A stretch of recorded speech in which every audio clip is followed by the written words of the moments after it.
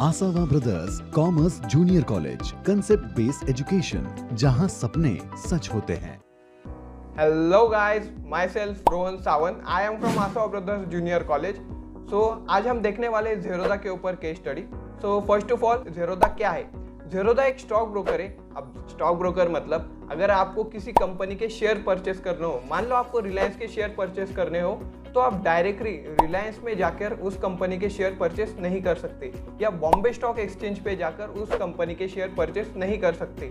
आपको किसी stock broker की हेल्प लेनी पड़ती है। मतलब स्टॉक ब्रोकर एक मीडिएटर का काम करता है और हम तभी उस कंपनी के शेयर परचेस कर सकते हैं। तो आज हम इसी स्टॉक ब्रोकर की यानी Zerodha की केस स्टडी देखने वाले हैं। और एक मिडिल क्लास फैमिली का लड़का जिसने 9 साल में इंडिया की बिगेस्ट ब्रोकरेज फर्म बना ली, वो भी एक समय पर वो कॉल सेंटर पे जॉब करता था, और वो भी उसने बिना किसी टेक्निकल नॉलेज और बिना किसी फंडिंग से कैसे बना ली, हम इसके बारे में भी देखने वाले हैं। और हम देखने वाले कि Zerodha इतना ज़्यादा सक्सेसफुल कैसे हुआ, क्या उनका डिफ्रेंशिएटिंग फैक्टर था, क्या वो इनोवेशन ला रहे हैं, क्या वो कंपटीशन फेस कर रहे हैं, क्या उन्हें आगे प्रॉब्लम आने वाले हैं, और वो क्या क्या वो फ्यूचर्स प्लान है, हम ये सब भी देखने वाले हैं। और इसी के साथ उनका बिजनेस मॉडल क्या है, ये सब हम देखने वाले हैं। तो सबसे पहला पॉइंट जो Zerodha के फाउंडर ने फॉलो किया था, उन्होंने अपने टारगेट मार्केट पर फोकस किया था,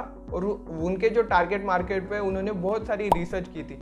ऐसा नहीं हुआ कि उन्होंने देखा कि यूएस में ये चल रहा है, यूरोप में ये चल रहा है, तो इसका मिक्सअप करके इंडिया में लॉन्च करेंगे, फंडिंग लेंगे और फंडिंग से ग्रो करेंगे और 5 साल में बेच देंगे। ऐसा नहीं था। उन्होंने अपना जो प्लान था उस पर बहुत सारा रिसर्च किया था। और अगर हम Zerodha के फाउंडर के अगर फैमिली की बात करें, तो उनके जो फादर है वो बैंकर है और उनकी जो मदर है वो टीचर है, तो एकदम मिडिल क्लास फैमिली से बिलोंग करते थे। और क्या हुआ कि जब वो कॉलेज जाने लगे, उनके कुछ फ्रेंड्स थे, उनके फ्रेंड ने सजेस्ट किया कि तुम ट्रेडिंग करो, तुम ट्रेडिंग से बहुत आसानी से पैसे कमा सकते हो। तो उन्होंने 1997 को ट्रेडिंग करना स्टार्ट किया, और धीरे धीरे वो अपने स्किल्स को इम्प्रूव करते गए और मार्केट से पैसे कमाने लगे। बट क्या हुआ, 2001 का जो मार्केट क्रैश आया, तब वो उनका बहुत सारा लॉस हो गया और लिटरली वो उस टाइम पे बैंकरप्ट हो गए थे। बट तब उन्होंने हार नहीं मानी, क्योंकि वो पैशन को फॉलो कर रहे थे। अगर आप पैशन को फॉलो करोगे तो आपको पता है, आपको पैसे मिले या ना मिले, आप वो चीज़ कंटिन्यू करते रहते हो। और Zerodha के फाउंडर ने भी यही किया। अब वो तो तब उनके पास पैसे नहीं थे, तो उन्होंने सोचा अब ट्रेडिंग करने के लिए पैसे कहाँ से लाए। तब उन्होंने कॉल सेंटर में जॉब करना स्टार्ट किया 2001 में। तब उनकी सैलरी 8,000 रुपये थी। तब ये काम उन्होंने 2004 और 2005 तक किया था। तो यही से हमारा दूसरा पॉइंट निकल के आता है, विजन और फोकस। सो सबसे पहले Zerodha का फाउंडर का विजन तो बहुत बड़ा था, बट इनिशियली उन्होंने बहुत कम प्रॉब्लम पर फोकस किया और उनका सॉल्यूशन ढूंढा। अगर हम Zerodha वर्ड का अगर मीनिंग देखें, तो जीरो मतलब जीरो, एंड रोदा एक संस्कृत वर्ड है जिसका मीनिंग है नो बैरियर्स। तो अब नो बैरियर्स किस में, इन्वेस्टमेंट फील्ड में। उस टाइम पे क्या होता था, इंडियन इकोनॉमी में बहुत कम ही लोग इन्वेस्ट करते थे। इंडियन इकोनॉमी में फॉरेन कैपिटल बहुत ज़्यादा इन्वेस्टेड रहता था, मतलब कंपनी इंडिया की, उसके ओनर बाहर के। तो Zerodha के फाउंडर का विजन था कि इंडिया के जो यूथ है वो भी इंडियन इकोनॉमी में इन्वेस्ट करना चाहिए और इंडिया को भी सुपर पावर कंट्री बनानी है। तो ये तो उनका विजन बहुत बड़ा हो गया, वो अभी भी इस विजन पर काम कर रहे थे। तो ऐसा नहीं हुआ कि इंडियन लोगों के पास पैसा नहीं था, इंडियन लोगों के पास भी पैसा था, बट वो जनरली वो गोल्ड या रियल इस्टेट में ही इन्वेस्ट करते थे। और Zerodha का मेन फोकस था लो कॉस्ट एंड ट्रांसपेरेंसी पे, क्योंकि उस टाइम पे क्या होता था, अगर आपको इन्वेस्ट करना हो तो आपको एक परसेंटेज चार्ज किया जाता था। अब वो परसेंटेज डिफर करता था 0.2% से लेके 1% तक। अगर आप 1 करोड़ रुपए भी इन्वेस्ट करोगे और उसका 1% भी लेंगे, तो एक बहुत बड़ी अमाउंट बन जाती है। तो तब तक क्या हुआ कि इंटरनेट भी आ चुका था। तो Zerodha के फाउंडर ने सोचा, अगर हम इंटरनेट बेस्ड ब्रोकरेज फर्म बनाएंगे तो हमें परसेंटेज में चार्ज लेने की ज़रूरत नहीं है, हम एक फिक्स अमाउंट रख सकते। तब उन्होंने क्या किया, पर ट्रांजैक्शन 20 रुपीज़ या 0.1% चार्ज करने लगे। और इसमें भी जो भी ज़्यादा होगा नहीं, जो भी कम होगा, ये बहुत रेवोल्यूशनरी थिंग उन्होंने लाई थी उस टाइम पे। यूएस में तब ये चीज़ आ चुकी थी, पर इंडिया में ये नहीं थी। तो इससे भी उनकी ग्रोथ बढ़ने लगी। अब हम आते हैं हमारे तीसरे और बहुत इंटरेस्टिंग पॉइंट में, ज़ीरोधा कैसे शुरू हुआ। तो हम अभी जानते हैं कि ज़ीरोधा एक टेक कंपनी है, बट जब ज़ीरोधा स्टार्ट हो रहा था तब उन्होंने सिर्फ ज़ीरोधा स्टार्ट करने के लिए 16,000 रुपये लगे थे।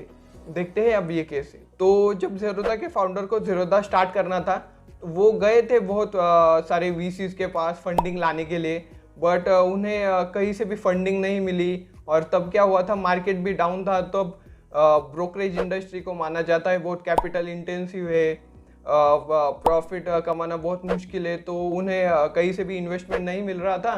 तो उन्होंने सोचा अब कोई बात नहीं, हम हमारे पर्सनल सेविंग से ही अपना स्टार्टअप शुरू करेंगे। तो तब तक उनकी ट्रेडिंग से पर्सनल सेविंग 1.7 करोड़ हो चुकी थी।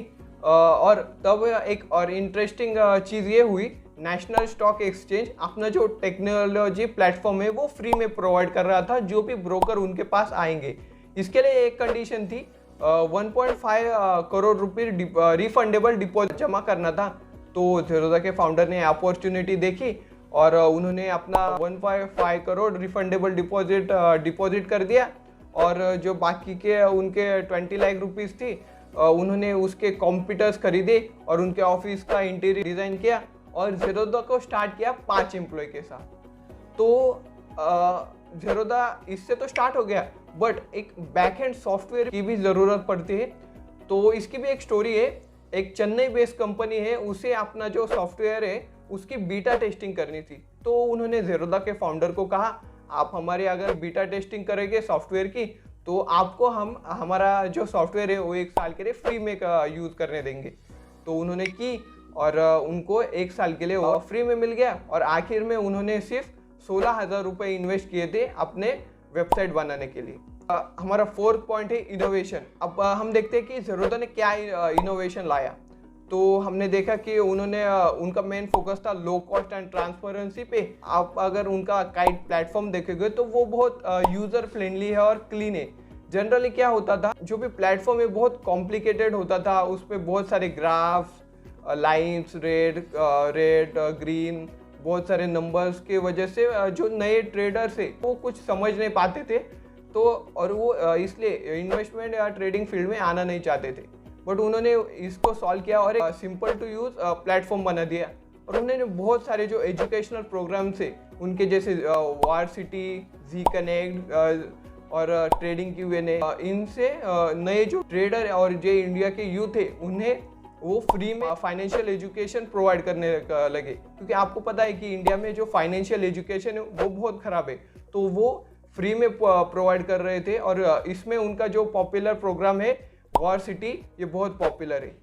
और उसके बाद क्या हुआ कि दिसंबर में 2005 में उन्होंने पूरा मार्केट को हिला दिया था जब उन्होंने जीरो ब्रोकरेज ऑन इक्विटी लाया। तब उनकी जो ग्रोथ है वो अलग ही लेवल पे गई, क्योंकि उस टाइम पे इंडिया में ये चीज़ किसी ने भी नहीं की थी। और उसके बाद डिमोनेटाइजेशन हुआ। डिमोनेटाइजेशन की वजह से लोग KYC करवाने लगे और इससे अगर कोई नया अकाउंट बनाना हो तो 30-25 पेज पे साइन लेना पड़ता था। ये सब कम हुआ और इससे उनकी ग्रोथ अलग ही लेवल पे बढ़ने लगी। और धीरे धीरे वो पहले ही साल से प्रॉफिटेबल होने लगे और वो जो भी प्रॉफिट कमाते थे वो अपने ऊपर इन्वेस्ट करके और ग्रोथ लाते थे। और इससे धीरे धीरे आज वो इंडिया की नंबर 1 ब्रोकरेज बने। अगर हम ज़ीरोधा के फाउंडर की बात करें जो कि नितिन कामत, अभी उनकी एज 41 ईयर है और उनकी जो नेटवर्थ है वो 24,000 करोड़ रुपीज़ है। देखिए, वो एक समय पे कॉल सेंटर पे जॉब कर रहे थे, 8,000 रुपये उनकी सैलरी थी, बट उन्होंने पैशन को फॉलो किया और धीरे धीरे अपने स्टार्टअप पे ग्रोथ लाई और अभी उनकी जो नेटवर्थ है वो 24,000 करोड़ है। तो ये थी पूरी केस स्टडी ज़ीरोधा के ऊपर। अगर आपको ये वीडियो पसंद आया तो आप इस वीडियो को लाइक कीजिए और इस चैनल को सब्सक्राइब कीजिए। अगर आपको किसी पॉइंट समझ नहीं आया और आपको किसी प्रॉब्लम का आंसर चाहिए तो आप हमें कमेंट सेक्शन में भी लिख सकते हैं। Thank you for watching.